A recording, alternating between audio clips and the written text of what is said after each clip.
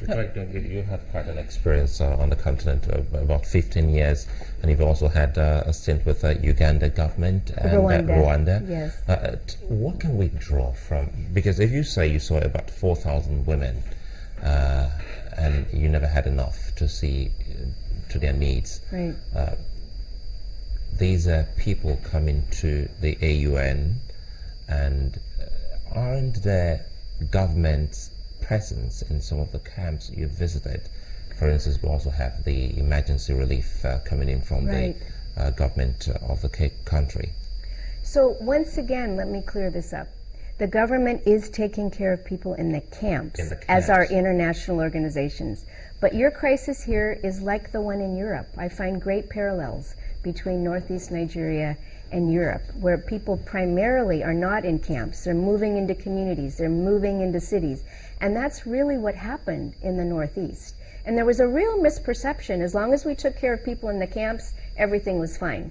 Where we were in Yola, about 3% of the people went to the camps, but relief poured in, and people didn't realize that they were living with us in the community. I can document so many of our employees who took in people. Between 20, 30, 40, 50, we had weekly food distributions for them. So that's important to understand what was happening. And if you've ever been to an IDP camp, you don't really want people to be there. They're not safe havens, and they're not places you'd want to live. It was better that people were in the community. I'm really proud of the work AUN and API did to keep people alive, to get them food and medicine. But it's different now. People are going home. When we made our first trip in May up north, long time ago, at the request of the former governor of Adamawa, he asked our peace initiative to go north because the IDPs wanted to go home, and there was a concern that they shouldn't. To be honest, we came back and said, don't go. There's no infrastructure, there's no water, there's no schools, there's no housing. But people wanted to go home and plant crops. Unfortunately, most were not able to, and that's why there's still a food crisis. People didn't get their crops in. They don't have enough food until the next harvest. So I think it's a really, really critical issue that people realize the camps were a very tiny part of the solution here. It's amazing that, yes, the environment has sort of impacted, your work, and you've also been able to, in turn, impact the environment. But how would you suggest, because you say that the problem, it would seem, is more in the communities where, people need to be taken care of. How would you suggest that government galvanizes support to ensure that these people get taken care of? I think what's really critical at this point that people have accurate data, and that's been difficult in this whole situation. So I think that the AUN Adamawa Peace Initiative, for example, has done 8 needs assessment of cities in northern Adamawa and southern Borno. Others have too. The government is, the United Nations, and so on. So I would hope a committee would sit down, look at all of those needs assessments, and really understand what the priorities are. What we've come to as a group that's been dealing with this now for 3 years is that basic needs must be satisfied first. And those basic needs are food, medicine, housing, and of course security. And then rebuild schools, rebuild government buildings, and so on. But it's still a situation where people need to have enough to eat and medicine to stay alive. The reconciliation work, I think, is really important. We learned so much in Michika last week. We broke up into groups. We met with young boys, young girls, women, rulers of the community, and then religious leaders. And 2 of our religious leaders, an imam and a bishop, had the most amazing conversations with the Christian and Muslim leaders.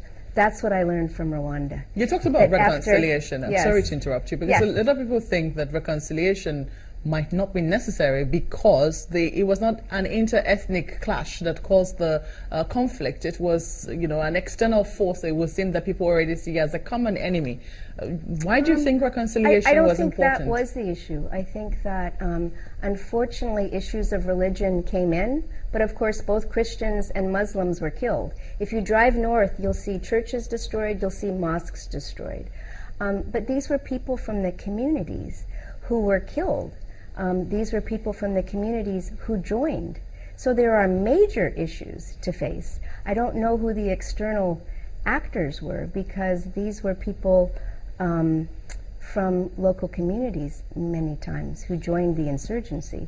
So there are huge issues to face in terms of justice, but I think also in terms of reconciliation and people living together again. I wish you could have heard the conversations in Michigan. People are working very hard to figure out and to find the common social bonds again that have been lost in a lot of communities.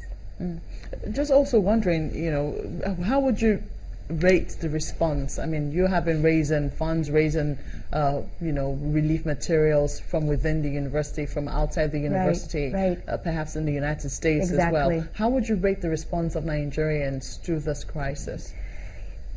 It's been interesting to be close to this and watch. And I think for a long time, people in other parts of the country didn't have a clear picture as to what was happening.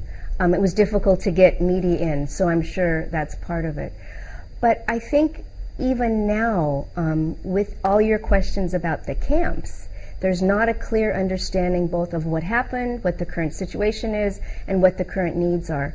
As someone who used to work for my government on the development side, I have found a real mismatch between what the international community has been doing and what the needs on the ground are. So it's been interesting to watch. It's been very frustrating sometimes to be there and to see this tremendous need and to see most of the assistance going out to the camps rather than to the communities where people have really needed help.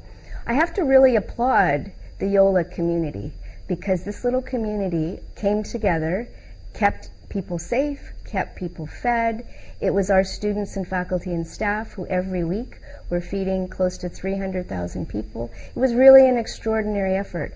Our students who come from around the continent, from South Africa, from Rwanda, from Uganda, from Ghana, from Cameroon, we have students from all over. We have faculty from 37 countries. It's an amazing place. Everyone there learned so much going through this, and we feel like we lived our development mission. And we haven't stopped. Now that things have improved, there are a lot of young children there who are orphaned, IDP children on the street, and that's why we've started these 2 new programs, Feed and Read Girls and Boys. One of them, Tella, is supported by the U.S. government because these children, the IDP children, are not in school, most of them. So we're working really hard as a university now to make sure that those who are still dislocated from the crisis are getting enough food and are getting at least a basic education. What message did you get from the religious leaders, the imam and the bishop? On Saturday or in general? On Saturday. Well, first let me tell you how we've done our peace work. All of the religious leaders came together, and whenever we did a food distribution, it was completely interfaith. So at the Catholic Cathedral, the imam and the bishops were all on the altar praying together, and that was an eye-opener for people, that this was not a religious issue. We had to stay together. The same at Muslim Council. The bishops would all go and pray, and the community got used to all of the faiths being together and approaching this problem as one. In Michigan, they spoke to the religious leaders and said the same thing, that they had a tremendous role in making sure their community came back together and found ways to live together peacefully. So I think that was an important message. It was the same with women. We learned in a crisis like this, women and children suffer the most.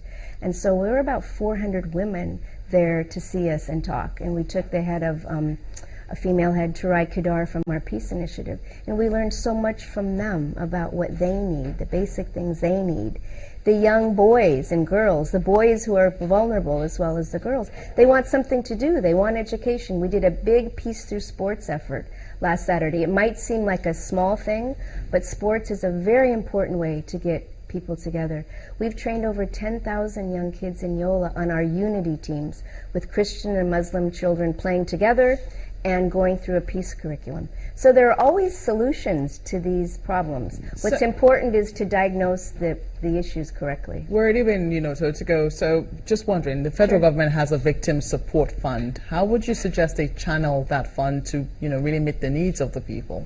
I think it's really important that the most vulnerable are identified, and that's what we've tried to do with our peace work. We have structures now throughout the state so that you can really identify who are the people that need the assistance most. I'm sure the federal government is limited in what they can do, and donors are, and we are too. So we work very hard to make sure we're getting to the vulnerable people who need the assistance. There are ways to do it. Well, Dr. Margee Ensign is the President, American University of Nigeria, and Chair Adamawa Peace Initiative. Thank you for coming on, and well done. Thank you for having me. Thank you.